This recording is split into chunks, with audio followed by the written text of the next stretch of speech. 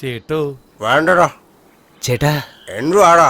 ഇതിന്റെ പേര് വയാഗ്ര എന്നാണ്. എന്നുവെച്ചാൽ ഇത് യൂസ് ചെയ്താൽ വാടിപ്പോയതെല്ലാം അങ്ങനെ തളർത്ത്. പതുക്കെ പറയടാ കഴുത. എന്താ ഏട്ടാ? ഇടങ്ങാനും അയാൾ കേട്ടാനുണ്ടല്ലോ, നിന്നെ നിന്റെ കുടുംബത്തെ അയാൾ കൂട്ടബലാത്സംഗം ചെയ്യും. അയാൾക്ക് ഈ കാര്യത്തിൽ നോർമലായിട്ട് ചെയ്യാൻ അറിയില്ല.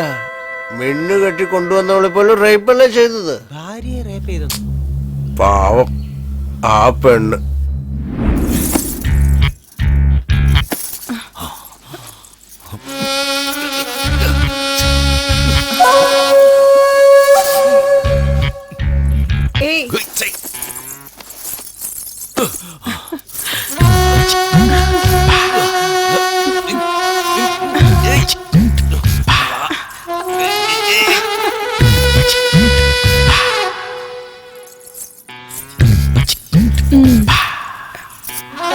എപ്പോഴും നിങ്ങളുടെ കണ്ണിൽ ഞാൻ മാത്രമേ ഉണ്ടാവാൻ പാടുള്ളൂ, മനസ്സിലായോ? അതെങ്ങനെയാ ഞാൻ പറയട്ടെ, കാണിക്കട്ടെ. നമ്മൾ ഇങ്ങനെ ഇരുന്നാൽ മതിയോ? എത്ര നേരമായിട്ട് ഞാൻ കാത്തിരിക്കാന്നറിയോ? ഒന്ന് വേഗം വരുന്നേ. എന്താ ഇത്? വേട്ടക്കാരൻ എപ്പോഴും തന്റെ തോക്കാണ് ജീവനെന്ന് പറയാറുണ്ട്. നിങ്ങളുടെ തോക്കെന്താ തുരുമ്പെടുത്ത് പൊട്ടിപ്പോയോ?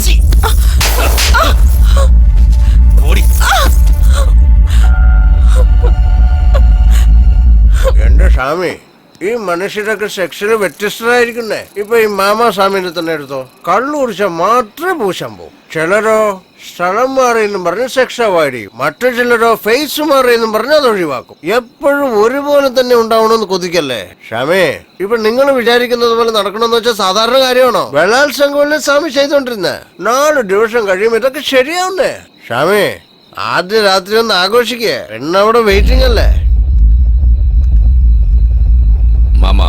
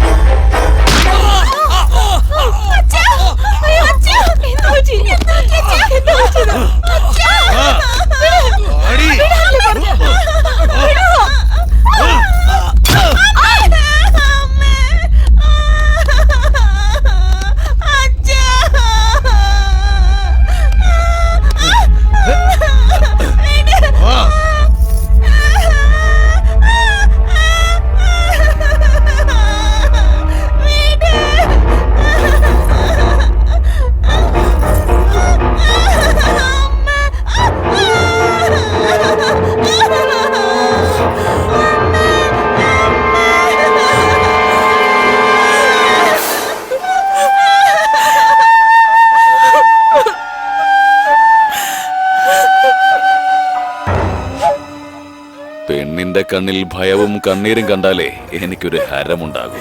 മനസ്സിലാവുന്നുണ്ടോ നിനക്ക്? ഇപ്പോഴാണ് എനിക്ക് നിന്നെ ഇഷ്ടപ്പെട്ടത്. വാടി വാടി വാടി.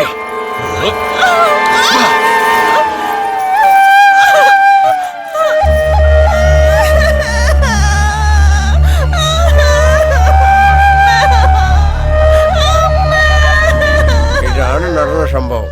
എടാ, ഇതൊന്നും ഇതുവരെ ആർക്കും അറിയില്ല. ഇനി ആരെങ്കിലും അറിഞ്ഞാൽ ഒരുത്തരും പിന്നെ ജീവനോടെ ഉണ്ടാവില്ല.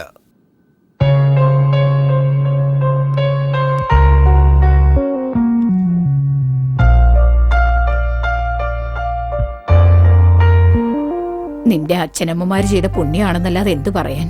അവന്റെ കൈ കുടുങ്ങിയിട്ട് നിന്റെ ജീവൻ പോകാതിരുന്നത് ഭാഗ്യം. ഇനിയും നീ ഇവിടെ കിടന്ന് ജീവൻ കളയേണ്ട മോളെ. നീ ഇവിടുന്ന് രക്ഷപ്പെട്ടു പോമോളെ. ഞാൻ ജീവിച്ചിരിക്കാൻ കാരണം എന്റെ ഭാഗ്യമല്ല, അവന്റെ ബലഹീനതയാ.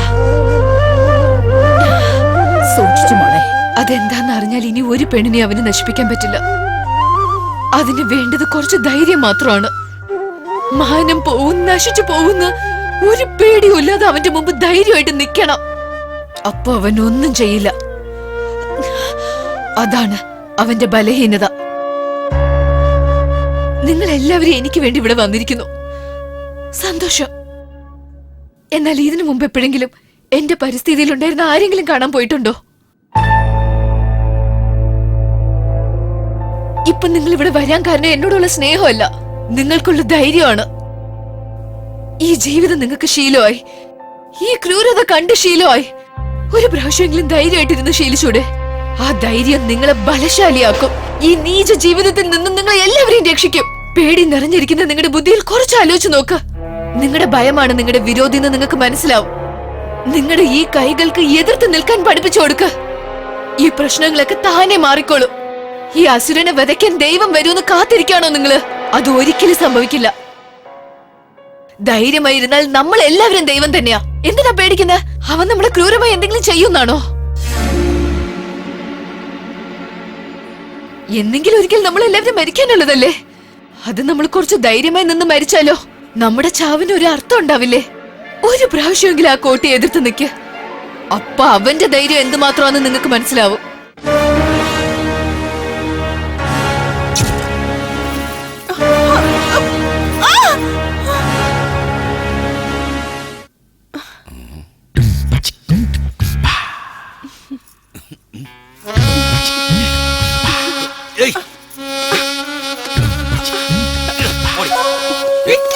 പോകരുത്. നിക്കവിടെ.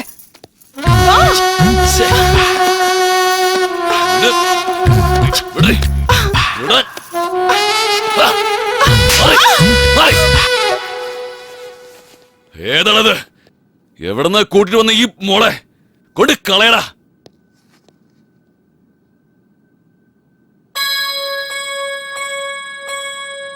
അന്ന് നമ്മുടെ ഏരിയയിൽ വെച്ച് നമ്മളൊരു പെണ്ണിനെ കണ്ടില്ലേ? അതിസുന്ദരിയായ ഒരു പെണ്ണ്. അവളെ കൊണ്ടുപോടാ.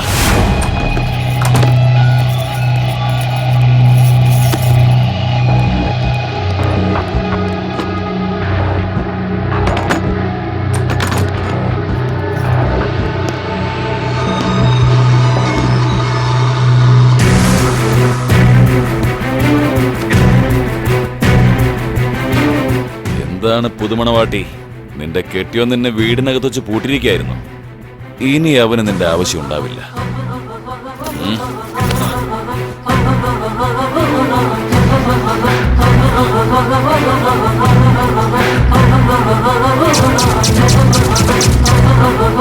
എന്താടി, നീയും അവളെ പോലെ അഭിനയിക്കാണോ?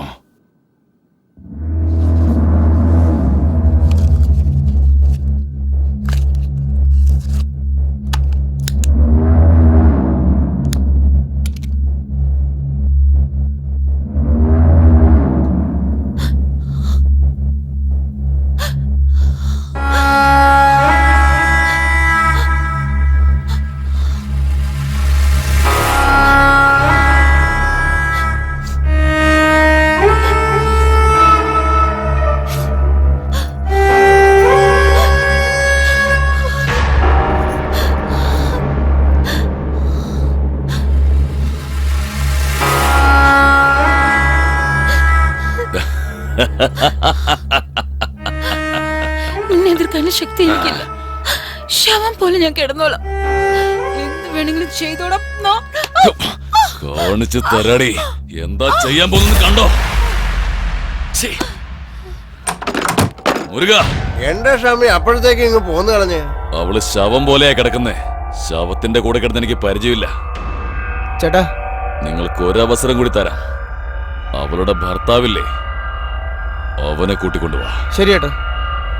അവന്റെ കൺമുമ്പിൽ വെച്ച് ഇവൾക്ക് നരകമെന്തെന്ന് കാണിച്ചു കൊടുക്കണം.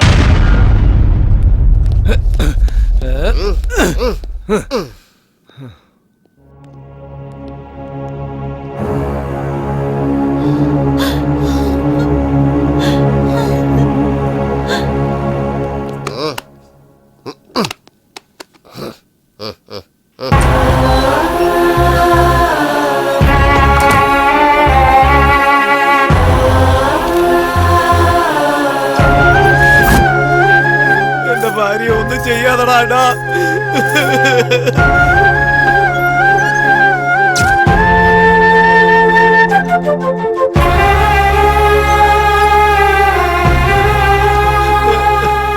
ഞാൻ പറയുന്ന കേൾക്ക്. എന്റെ ഭാര്യ ഒന്നും ചെയ്യരുത്. അവളെ വിട്ടേക്ക്. നിന്റെ കാലിൽ വേണ ഞാൻ വിടാം. അവളെ ഒന്നും ചെയ്യരുത്.